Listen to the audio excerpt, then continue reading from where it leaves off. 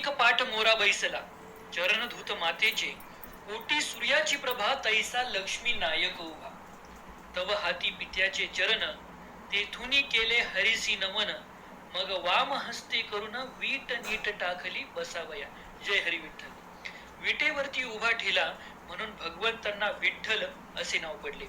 परंतु ही वीट कोणती, ह्या विटेला कोणी घडवलं, हा इतिहास जाणून घेण्यासाठी हा व्हिडिओ शेवटपर्यंत नक्की बघा.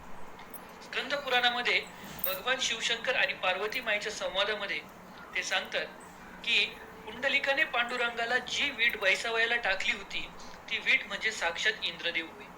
पूर्वी वृत्रासुर नावाचा एक राक्षस होता, एक दैत्य होता. या राक्षसाला 3 मस्तके होती. इंद्र पद आपल्याला मिळावे म्हणून तो मोठी तपस्या करू लागला.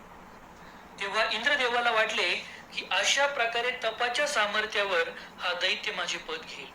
तेव्हा इंद्राने आपल्या एका सेवकास सांगितले की तू या वृत्रासुराचा वध कर. नंतर त्या सेवकाने एके दिवशी हा दैत्य ध्यानास्त बसलेला असताना बघून त्याची 3ही शिरे तोडली. त्यावेळी ते शिरे गदागदा हसत खाली पडले आणि त्या समयी या दैत्याने इंद्रदेवास शाप दिला. लोहदंडे सूर्यतीर्थे हरेर लोष्टत्व मापनुही. हे दुष्ट इंद्र, तू महाविश्वासघातकी आहे.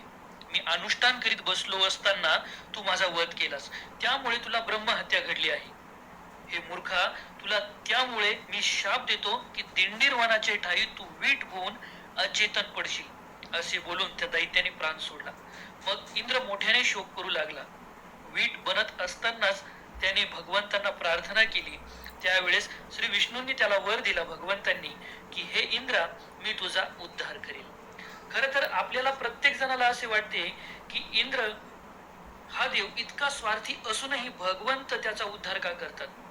तर बघा, सर्व देवी देवता हे भगवंतांनी नेमून दिलेले कार्य प्रामाणिकपणे पार पाडत असतात.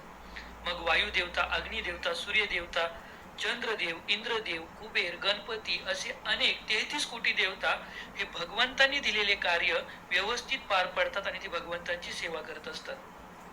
जर या दैत्याने इंद्राचे पद धारण केले असते तर प्रकृतीचा समतोल बिघडला असता. म्हणून अधर्माचा मार्ग घेत का होईना, परंतु इंद्राने या राक्षसाची हत्या केली आणि म्हणून त्या ठिकाणी भगवंताने हा उपशाप जो आहे हा इंद्राला त्या ठिकाणी दिला. नंतर इंद्र पुंडलिकाच्या आश्रमात शापामुळे वीट होऊन दिंडीर वनाच्या ठाई पडलेला होता. प्रदीर्घ काळ लोटल्यानंतर पुंडलिकास वर देण्यासाठी भगवान श्रीकृष्ण तेथे स्वतः आले. त्या समयी पुंडलिकाने तेथे पडलेली वीट जी आहे ही भगवंतांना बसण्यासाठी दिली आणि भगवंतांच्या चरणाचा स्पर्श झाल्यानंतर या इंद्राचा या ठिकाणी उद्धार झाला.